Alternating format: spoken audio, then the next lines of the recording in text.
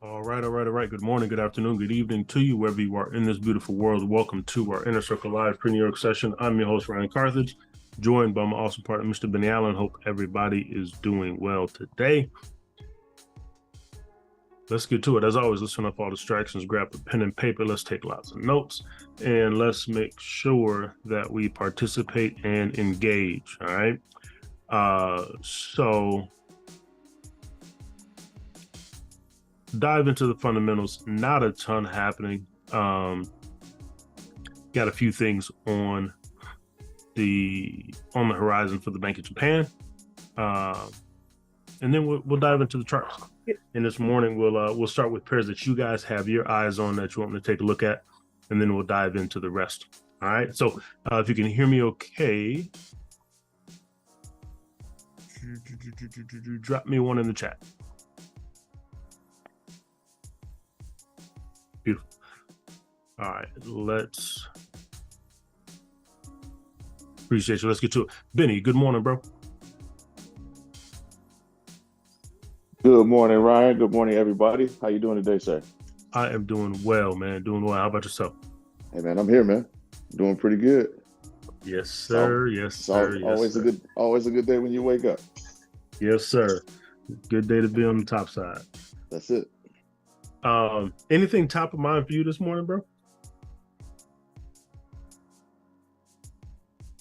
No, not really, man. It's December. Things starting to slow down in regards to the fundamentals as we look to close out the year. It's been an awesome year, but no, just really, you know, I guess looking at some of the things going on, like you say right there with the Germany factory orders, and some of the contraction in the Eurozone, just continuing to keep an eye on that. Mm-hmm. But that's it. That's it. So Yep. not Yep. too Cool not deal. not too much. Nothing outside the norm fundamentally right now. Yep. Cool deal, man. Appreciate you. So let's dive into the fundamentals real quick. Like Benny mentioned, Germany factory orders unexpectedly fall. Germany, the largest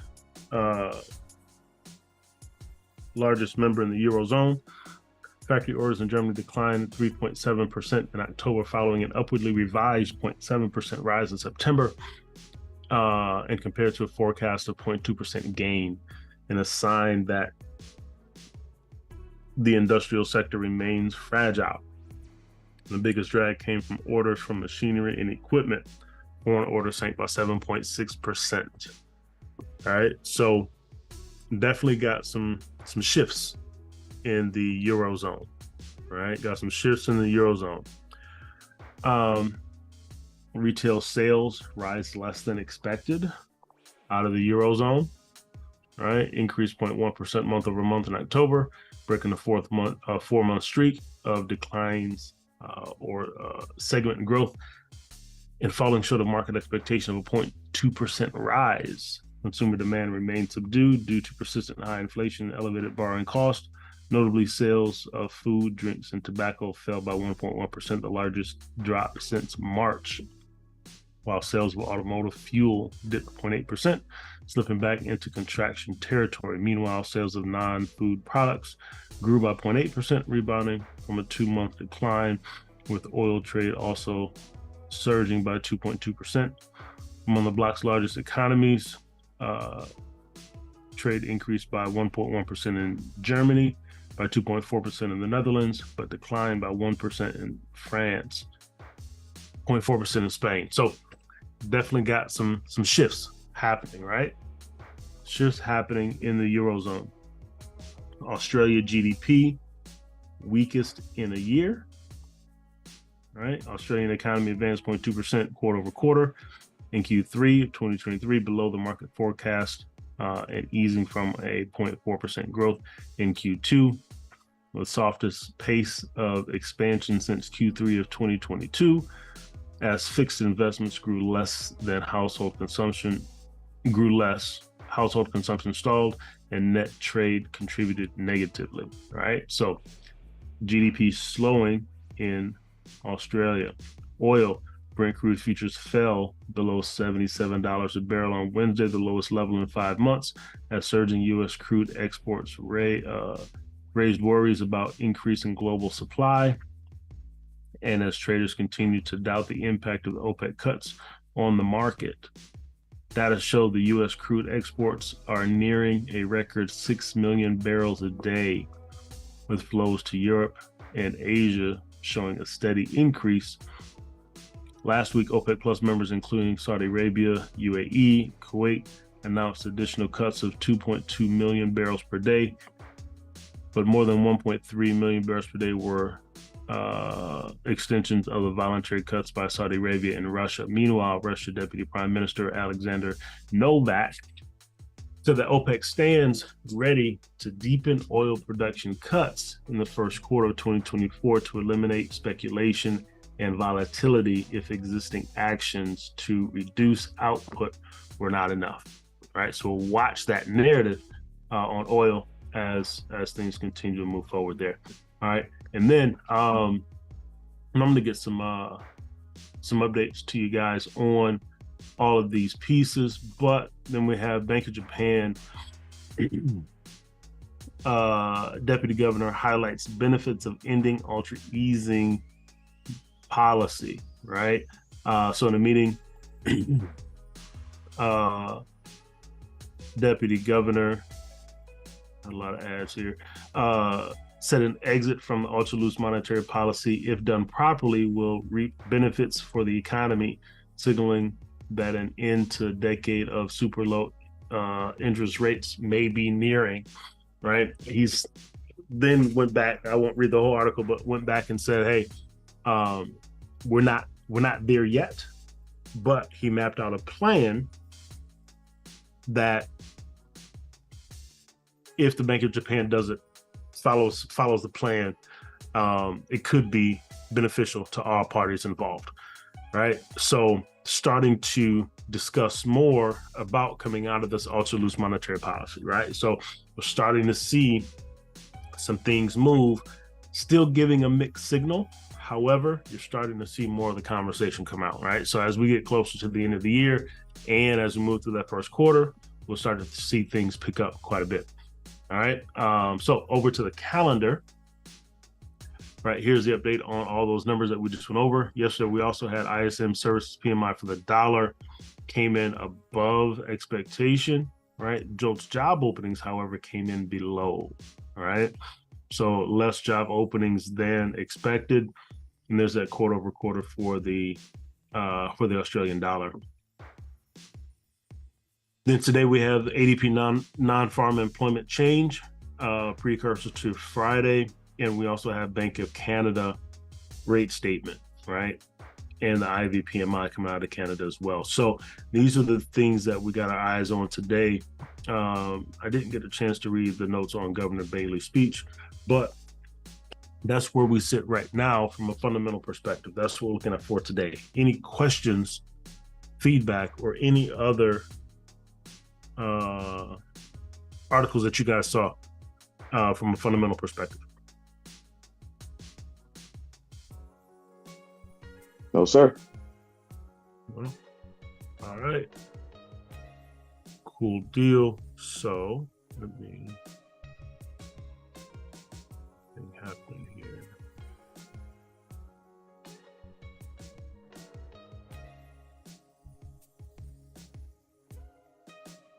All right, cool deal. So let's hop over to the chart. So as I'm moving over, if you guys have any pairs that you want me to take a look at, drop those into the chat for me. And I'll take a look at those first before we move elsewhere.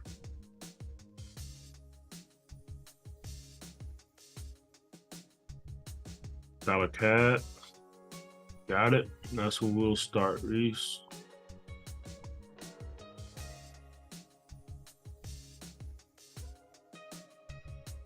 Come back to that dollar Swissy. That's just lingering in the zone.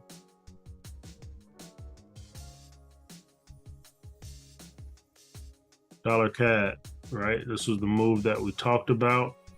We pushed down into the zone, just wicked that level, right, on Sunday, and we got to move to the upside, right? Now we're making our way slowly, but it's on the go. So let's come back to the daily and map things out here. So take this off for a second, and boom, right? So coming out of the top of this range, we made our way down, previous resistance, right? Serving as future support. So now we're pushing back to the upside. We'll see how deep this retracement comes. We know that dollar is also pulling back, and we'll take a look at the dollar in a second. But, right, so we're pressing to the upside in favor of the dollar here. So moving back up, right? And technically, this is a daily resistance level here. Boom. Right? So we're pressing back into this level of resistance, right? Just shy of that TP1 on that lower time frame. So now as we come back down to the 4, zoom out, we'll run our fib off the high out of that out of that range. Boom. Right? And there we're on the 4.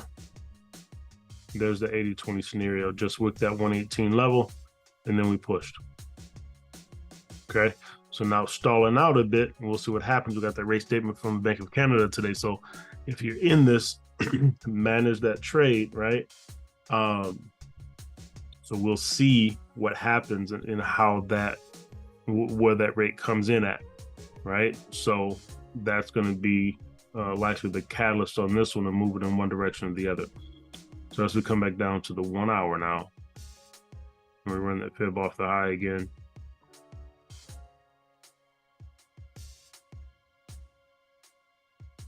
This was a deeper push into that 118, 127 zone, right? So we're tracking the trade there to the upside, and let's just keep our eyes on this. We'll take a look at the lower time frames as well for you, Reese, right? At its height was up 114 pips, sitting up 99 pips right now. We'll see if we're able to get back to that daily resistance level. That rate statement is coming in at 10 o'clock. So now as we come down to 30, right, there's your 80-20 on the 30-minute as well, trying to make its way to that upside. Okay, so we'll watch this and see what transpires come 10 o'clock. And we got on a sub fib, let me do something real quick.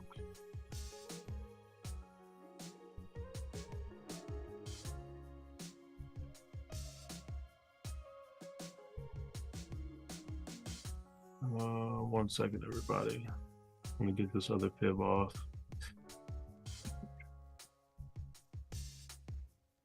There we go. Now let's look at this move here.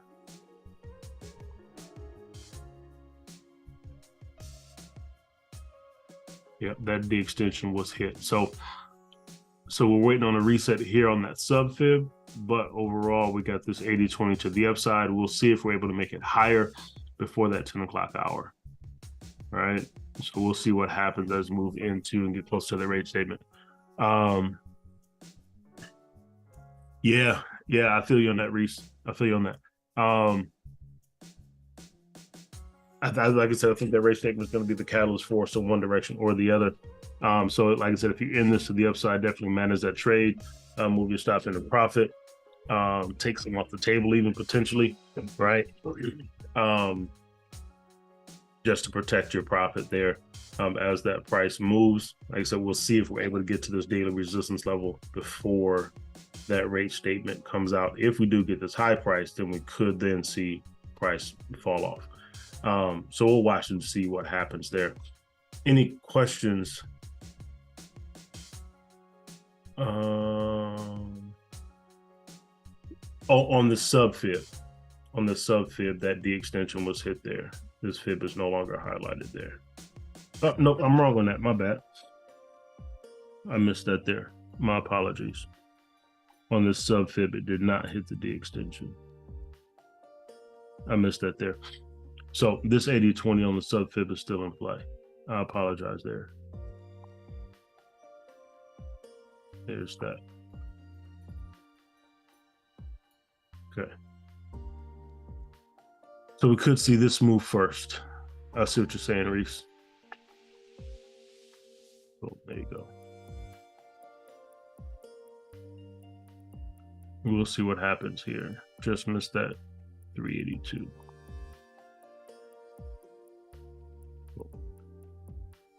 Playing short on that. Tight stop. Yep. I follow you. You might even see it better on the 15. Nah, nope. 30 it is. There we go. There's the setup that Reese is looking at there. Move to the downside, 30-minute. And then we'll see what happens, right? As we move through the morning.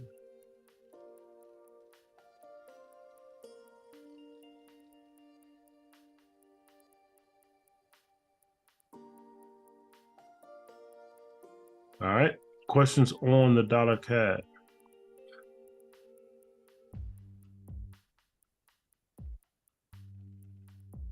Nope.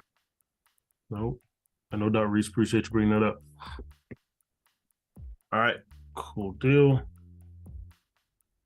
Let's take a look at the dollar real quick. Then we'll go over to the, we'll run through those yens. So DXY, pressing to the upside. We hit that TP1 level on the 4-hour, right? Here's the 80-20 on the DXY. No matter the asset class, right? No matter the currency pair, it all moves in waves, right? So we hit TP1 here on the DXY off the 80-20, still trying to push to the upside, and we'll see how some of the data that comes out today, if there's an impact, we could see continued push to the upside, or we could start to see things, we could start to see things get a little bit range bound as investors prepare for Friday. All right, so we'll watch that and see how things move. Okay, so that's the DXY pressing to the upside now, but we'll see if things start to settle in and start to get consolidated a bit ahead of non-farm payroll. All right, so that's the dollar. Let's go over to, let's take a look at these yen crosses. So pound yen, we touched on this one a bit yesterday, and couple things, right? So heard what the deputy governor said for Japan, right? Start to prepare, and you see we're starting to move to the downside here, right? That's on the weekly time frame. So we come to the daily, and we pushed off this monthly resistance level at 188, right? So here on the daily, we came just shy of that 118 level, and we're pressing down, right? Got an 80-20 here on the daily time frame. Like I said, just shy of that 118 level, pressing to the downside, stalling out a bit now, okay? Stalling out a bit now. So as we continue to move through to the 4, you see that press down out of that zone. Starting to settle in a bit, this deep retracement on this down fib. So what we could potentially see is a retracement and then a continuation. Right? Still not high on the pound. Things still continue to shift. So I am starting to prepare for the yen strength into the beginning of the year, right? So this position that I have, seeing as how we responded at this weekly level, right? Seeing this response, strong push down. We had a nice bullish push into that level. Weren't able to break it. Same bearish push down. I'm starting to prepare for longer moves to the downside personally. So I got small positions in on these and preparing for deeper moves to the downside, right? So also here, we're coming into this daily support level here. Boom. Okay. So we got a level of support here that we still have to break through, right? Which is also that B boundary. And we talked about it in the past as well. So have to break through that level still, right? Which the consolidation makes sense here. So we'll see if we get a pullback and then a continuation to the downside to break that support level, continue making its way down.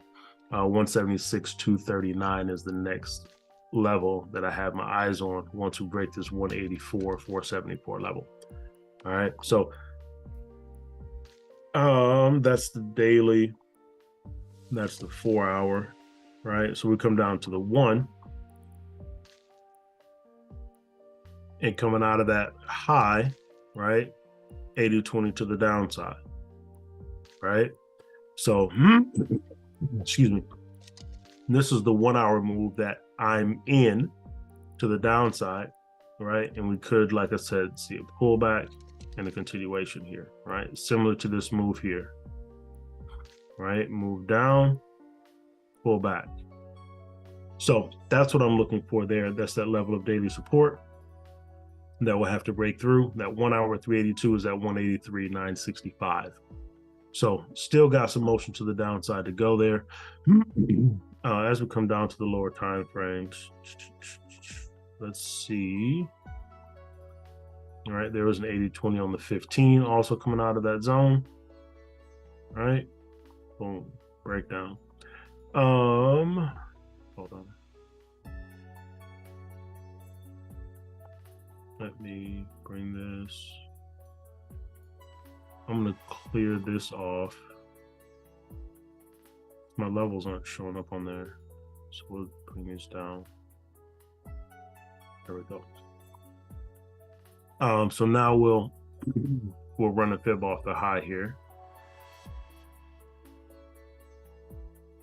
All right, and you see that range happening there, right, inside that AB boundary. So we'll continue to monitor that and see if we get a pullback. See on that last fib, we had a shallow retracement. We just ran to the D extension, double bottom here, that B boundary.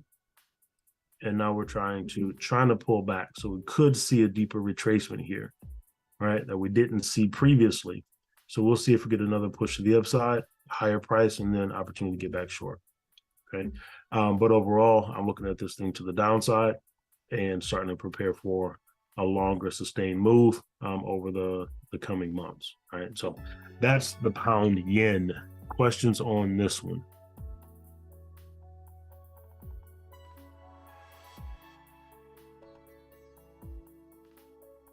Nothing. No. All right, cool deal. Then let's go to the euro yen. Euro yen, similar scenario, right? Monthly time frame, D extension, right? See that strong reaction there off that daily resistance at 164,546. We're trying to come back down, right? So if we close with a nice bearish candle here on the month, could have an evening star on the monthly time frame.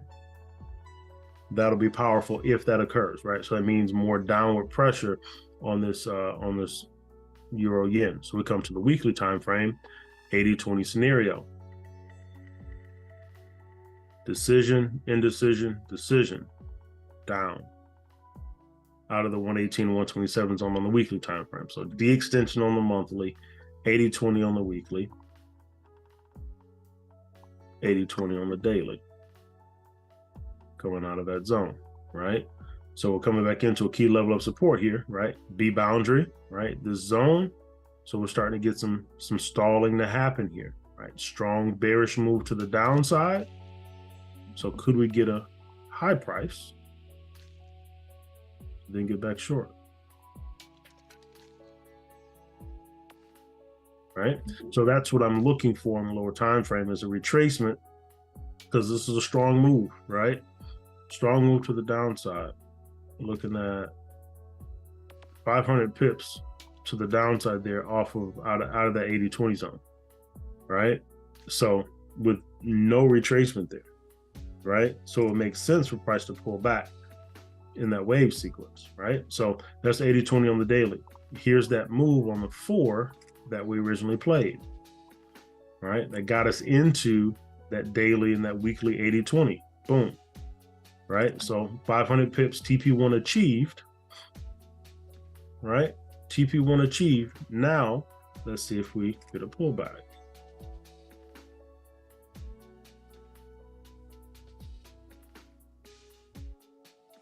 Right, there's your subfit, hovering in that 118, 127 zone on the shallow retracement, right? So do we get a move that looks like this?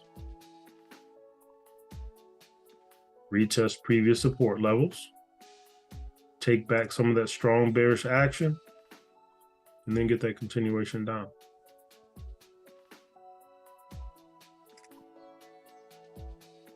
Right? So watching this for that type of action, right? So now as we come down to the 1, right, there was our 80-20 on the 1 hour. And you see the confluence, right? Weekly, daily, monthly, which made this move so strong. Right, that confluence on all levels of an 80-20, right? Or the extension on the monthly time frame. So reversal was coming, right? Now let's see if it continues. So as we map this out, boom. Right? Originally, we're looking at on a 30-minute time frame.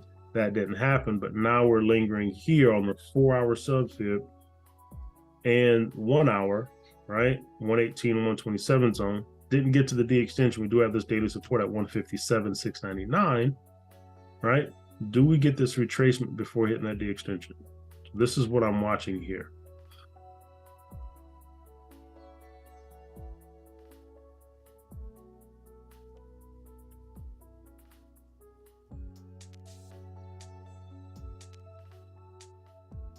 See if we get this action.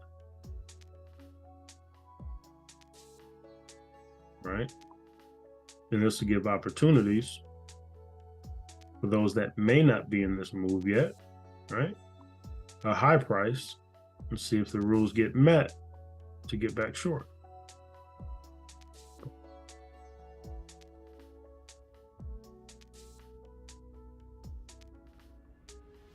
All right? And those that may be in this, be an opportunity to add to the trade.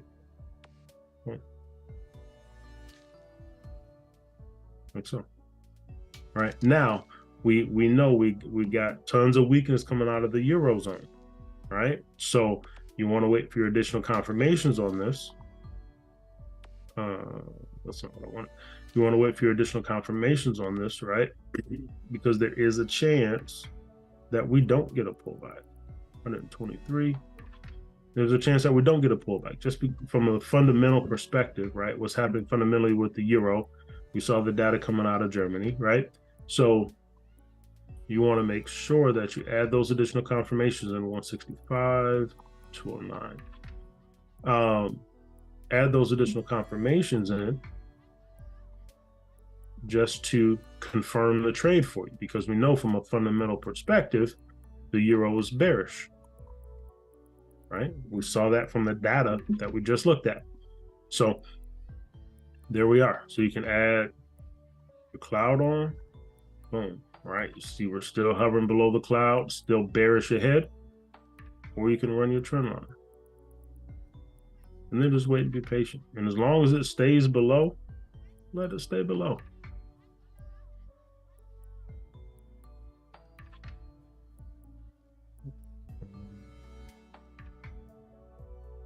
That's what I wanted there, right? As long as it stays below the trend line, as long as it stays below the cloud, let it stay there, okay? And we'll just wait, be patient, and allow for things to develop, okay? So there's your middle trend line there.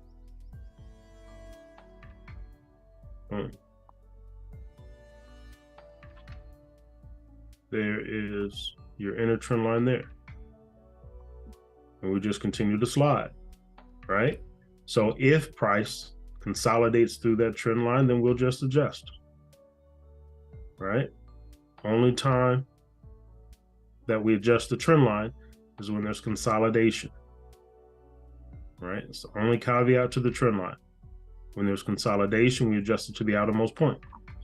So there we go. right? Now we sit and wait. Do we get a trend line break? Okay. Questions on the euro yen.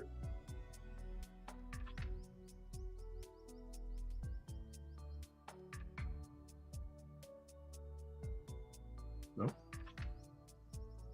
Right. Cool deal. Cool deal. Okay, that makes sense to you? You might not have got to the trend line video yet, but that makes sense to you on the trend lines? That one caveat.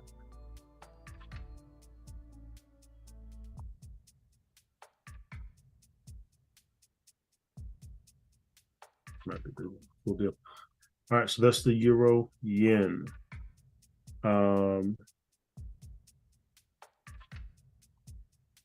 Confluence 618.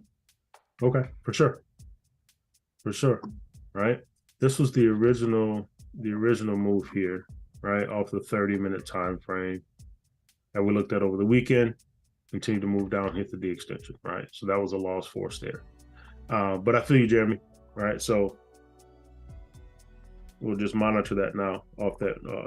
Put a fib in that one, Ryan, on the 1 hour was to the upside. The original fib to the upside here, yep.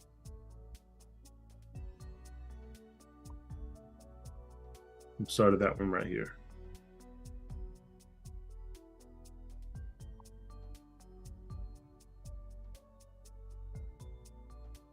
Cool. All right, so I don't foresee this being a long-term move to the upside. So from my vantage point, I don't know that we get all the way back up to the top here. Right? That's just from a fundamental perspective, bearish on the euro and starting to build some strength in the yen. I don't know that we get all the way back to this 162, 164 range. Right? We looked at 78.6 retracement level. So the matching D extension is here at 162. I'm not positive that we get there, right? We'll see what happens, right? See if there's a catalyst that moves it. But right now, I just be looking at this as a retracement for this AB boundary here. Look for a high price and a retest some of these levels here that we just broke through. All right, so that's my thought on this one. Yeah. Cool deal. Jeremy's already into the upside. Beautiful. Let's look at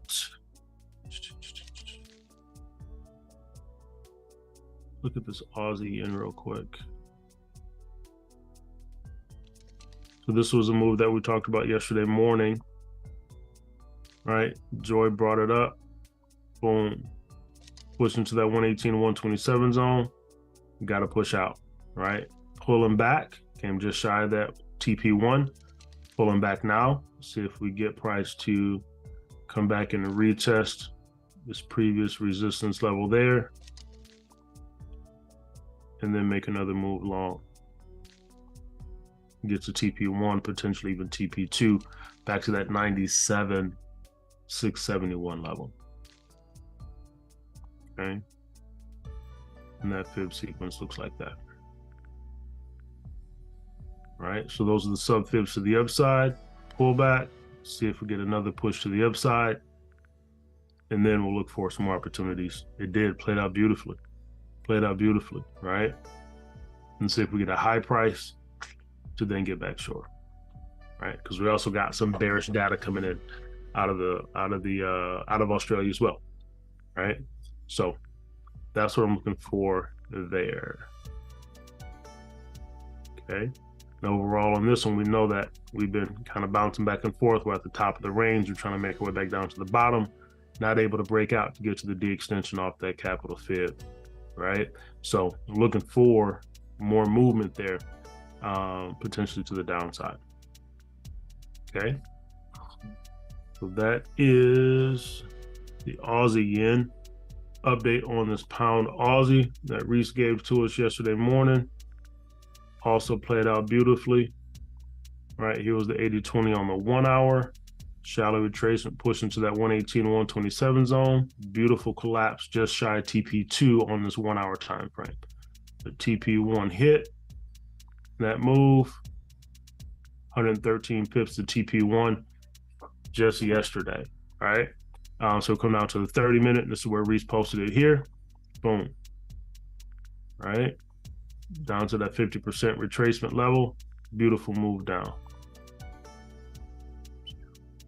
Right? At this low point, 146 pips, that 50% retracement level. Right? So beautiful move. Appreciate the update on that one, Reese. Right? So now we see if we get a pullback, potentially continuation. We'll see, right? Both pound and Aussie have some weakness in them. The Aussie could win out on this. So we'll see what happens over a long-term perspective. But that was a play just yesterday, all right? 100 pips just yesterday. Okay? So a lot of times you hear people say 100 pip moves don't happen, but they do. Just got to understand how to find them and how to see them, right? And this 80-20 puts you right in position for it. All right, so that's the pound Aussie.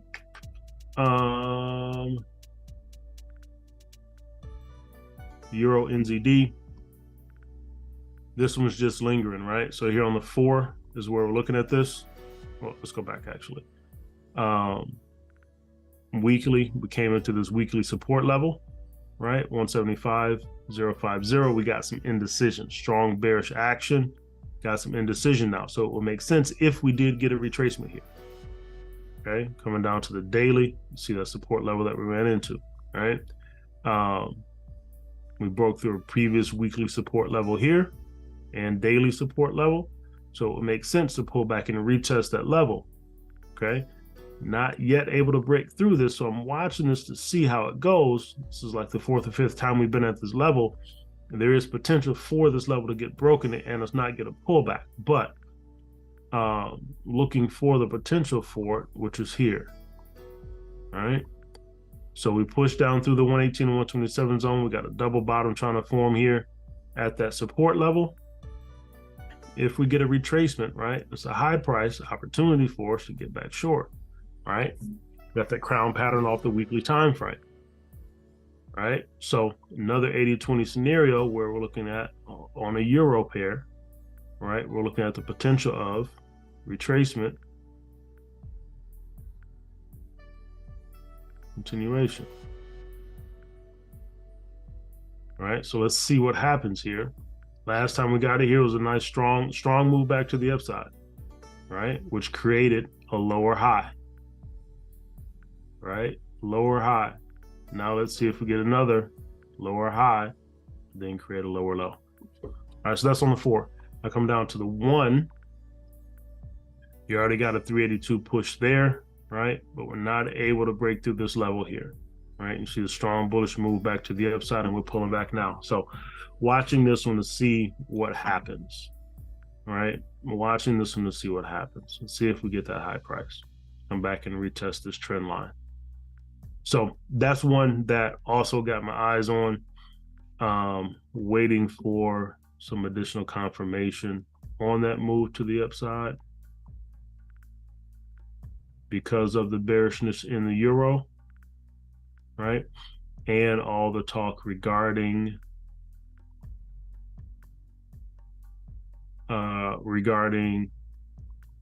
pivots in central banks, right? With those pivots, potential rate cuts next year is what investors are looking at. That causes optimism in the market.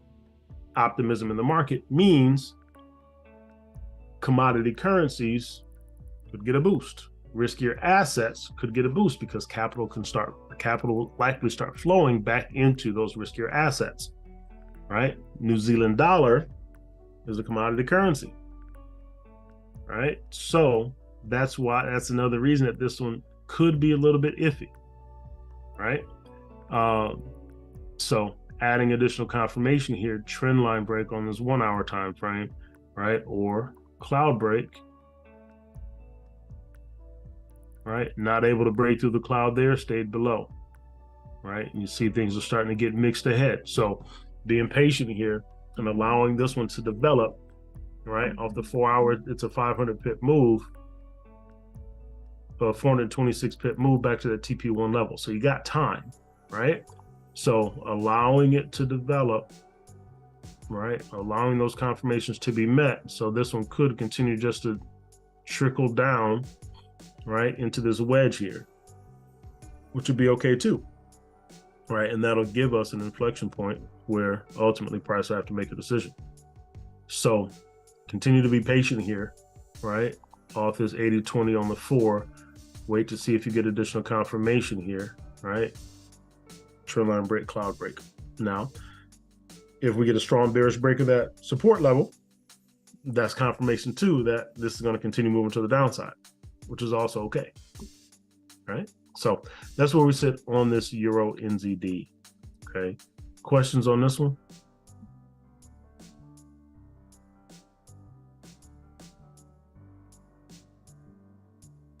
No. Nope. All right, cool. We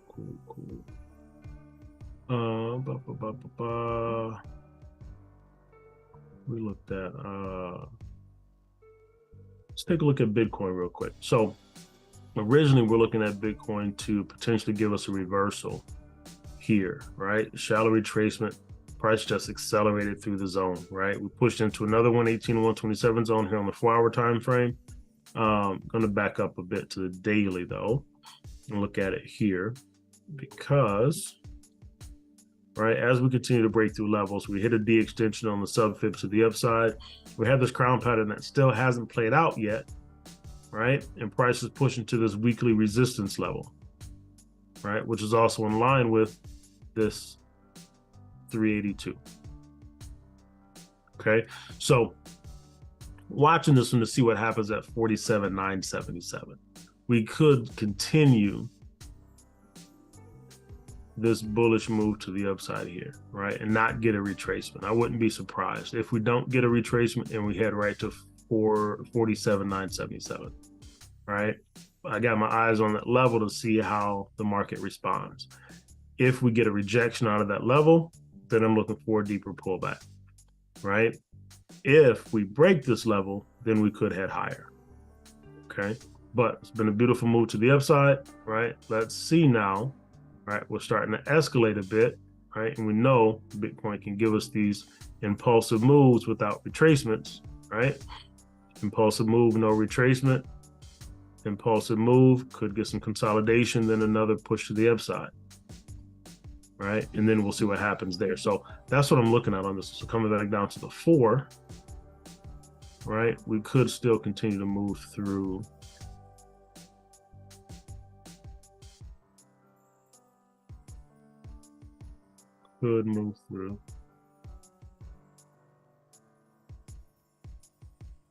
these levels.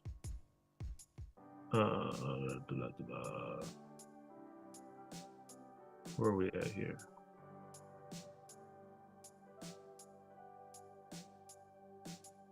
That one pushed back down.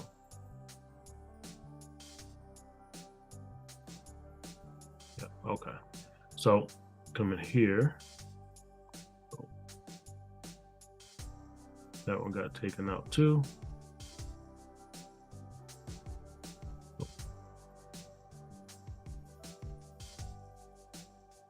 Okay, so there we are, 118, 127 zone, but right, there's some fundamental things happening too with ETFs, some halving starting or preparing to happen. So fundamentals is pushing this one to the upside, right? So let's see what happens. We got a D extension line with this weekly resistance level. So going to watch that at that level. Like I said, we could see continued momentum to the upside here, right? It's super strong, don't want to get in the way of it, just like how we play the yen, right? When it's running, all right, allow it to run, right? So if you trade Bitcoin, right, use additional confirmation here before an entry on the 80-20. Okay, could see continued movement to the upside there, and then we'll see what happens at 47,977. All right, So those are my thoughts on Bitcoin. We'll see what happens and see how it plays out. Questions on Bitcoin?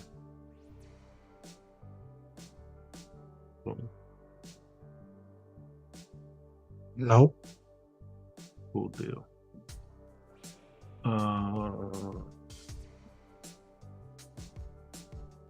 Gold. This one was interesting. All right, we're looking for this 80-20 to happen. Crazy wick to the upside and then collapse. All right, so sitting at this 236 level, we'll see what happens. Right, we run a sub fib to the downside. Boom.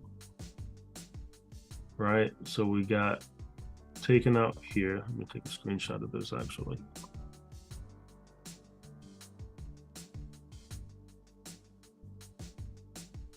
All right, so got taken out to the upside. We'll flip the fib, run it down. So now, sitting in this 118, 127 zone, we'll see if we get a retracement, right? And retest these levels, 2068, 2077, maybe higher, and then see if we continue back down to the downside. Okay, these are super high levels for gold, so we'll watch this and see if we get this retracement. Hey, Brian. Yes, sir. This was one across the YouTube space over the last couple of days. People got caught, man. They were talking about it online a lot. But tells you why top-down analysis is important, because that large move occurred when we hit a D extension on the daily. Bingo, yeah. Look at that. Boom. That makes sense. Yes, sir. Yeah. Price exhausted. Yep. That definitely makes sense. As you walk it back, right? Benny says all the time, right? Step outside of the frame, right? Get a higher, a larger view, longer term perspective, and you see why it all makes sense. See why it all makes sense. Appreciate that, bro. Yeah, at least this group listens. Like when you talk about it in different chats and stuff like that, like I don't know if it's ego or what, but people just, I don't know, like they just turn their nose up to it. But it's like I don't know what else to tell you. You got caught buying at the top when price hit an extension. Like maybe you mad, you're emotional, but I'm trying to tell you what happened. Yeah. Yeah, and there were actually some posts on Twitter talking about they asked how many accounts were blown. How many accounts were blown on that move to the upside, and then a move immediately back down. And you know, it's one of those things where, yeah, okay, even if you wanted to buy at a high price, right? You still shouldn't blow your account if you manage your risk properly, right? So I feel you, dude. It's crazy. It's wild to hear the conversations and be in the conversations to see the different perspective and understand where we came from, right? We've been there too, but understanding also that a lot of people are stuck in that thought process and don't have a growth mindset and aren't open to learning a different way to view the world and to view this space, right? And people want to be right more than they want to make money. So that makes it interesting. Yeah, it's fascinating, like the psychology, like when you go into these groups and you see what's going on, it's like there's no, I think a lot of people still think like fibs is just, I don't know, just a bunch of mess. But I guess the way you see it taught a lot of times, I guess people think that it's subjective. Oh, like just pull it from here to here and pull it from there to there. Mm-hmm. But there's a systematic approach to using the fibs. you know, but that, I mean, that's what happened. Look, it hit an extension and price reacted. It's right there on the screen. I don't know, you know, I don't know what else to say, you know, but we're showing you right here on the screen. You had the extension that was hit and price reacted. That's it. That's it. The ABCD waves of the market.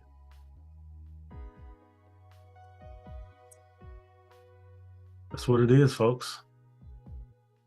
Questions on anything that we covered this morning, or any other pairs that you guys got your eyes on you want me to take a look at before we wrap it up?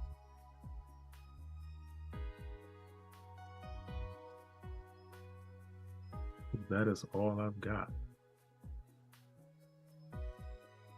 Hi, Ryan. Good morning. Yeah, morning. Can you please clarify what Bennett said regarding if the extension get hit, price and react to that?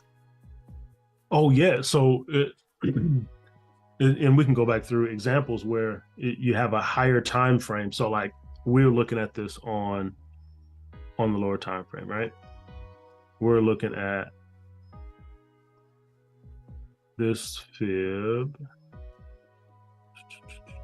There we go. We were looking at this lower time frame opportunity, right? We're looking for an 80-20 here, right? And this 80-20 didn't play out. But we understand that higher time frames control the lower time frames, right? So the higher time frame levels will be stronger or more reactive than the lower time frames, right? So as we come back to look at from a broader perspective what happened, right? Price pushed and hit the D extension. So the when price almost higher time frames, the weekly, monthly, weekly, daily, when those D extensions get hit, a lot of times you'll see strong reactions, right? You'll see retracements occur at those levels, as opposed to the lower time, well, stronger reactions than the lower time frame levels. So we didn't get the 80-20 to play out because price was headed to a higher time frame D extension. But when it got to that D extension off the higher time frame, then you saw the retracement happen, right? So this reaction at the D extension, which we know these fib levels are also hidden forms of support and resistance as well, right? So this hidden form of resistance caused a reaction and pushed the market back down, right? So that's what it means when the D extensions on the higher time frame get hit. Price reacts to those D extension levels because they're hidden forms of support and resistance. We hit a resistance or an exhaustion level, right? Price moved to the upside, it was exhausted, hit the extension, then we got the reversal, right? That makes sense? Yeah, it does. So is it subjective to the lower time frames? For example, if the D extension on the 4-hour get hit, price have to react on, for example, the hour time frame and the 15. Yeah, so you'll see that reaction on those lower time frames, absolutely, right? Because they're all fractals, right? They're all smaller representations of what's happening in these larger candles. So example, right?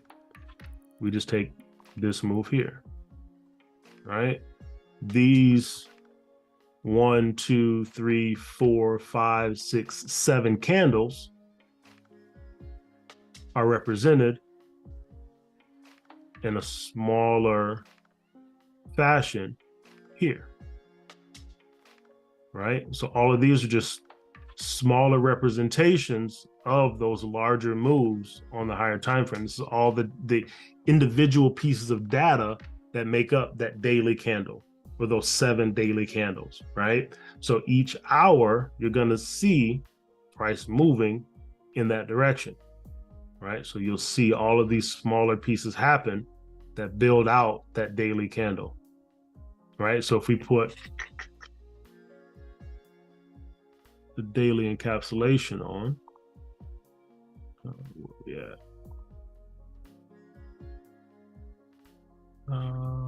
Where's that at, Benny? Here we go. Daily encapsulation on, right? We see all of this happened in this daily candle. All of this happened in the daily candle. All of that happened in the daily candle. So you'll see those smaller representations build out the larger time frame scenarios, right? So they'll start to build here before they're fully represented on the higher time frame, right? And this is where it all starts. But those higher time frame levels will ultimately be where price attracts to and then reacts to. Does that help clarify? Yes, it does. Thank you. All right. So using this daily encapsulation, right, to see what those movements look like on a daily basis can help you really understand, right, the smaller the lower time frames are just smaller representations of the higher time frames, right? But ultimately those higher time frame levels, they have more data in them, so those levels are stronger than the lower time frame levels, right? So think of it as a tree, right? You look at the trunk of the tree. As you go up, you look at the branches. The branches are a smaller representation, smaller replica of the tree trunk, right? And as the branches go out and get further away, they're thinner, they're smaller, they're weaker, but they're also smaller representations, those smaller twigs, smaller representations of the branch, and the branch is a smaller representation of the trunk, right? So these candles and how they build out, it's very similar to the design of a tree, right? Hopefully that helped. And then not only that, if you zoom out, look at what it broke through. Like just zoom out go back to the higher time frame, and look at the major high that it broke through, that it attempted multiple times.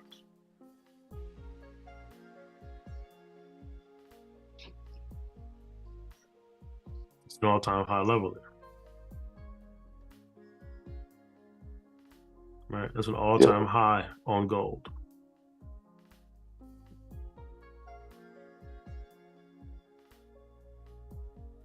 Right, and just the speed in which it broke through those highs, like that's a signal, like I'm not getting caught at the top on that, and they took profit. Mm-hmm.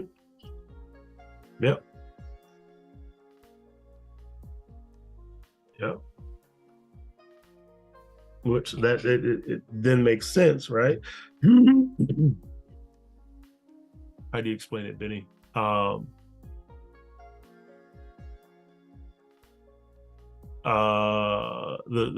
They're taking profit, right?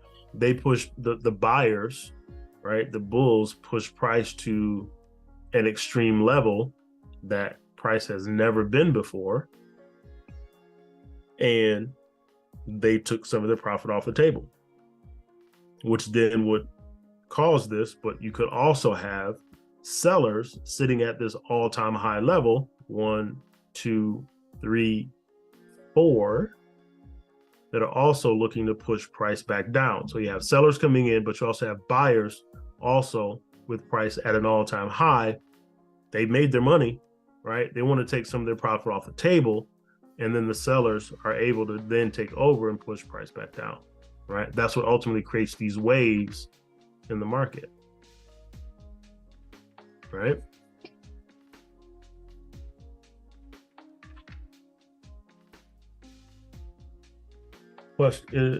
Any other questions or any more clarity needed?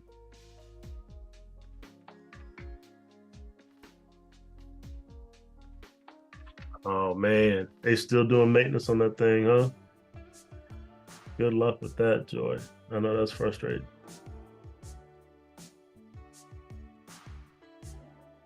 All right, Benny, anything before we wrap it up, bro?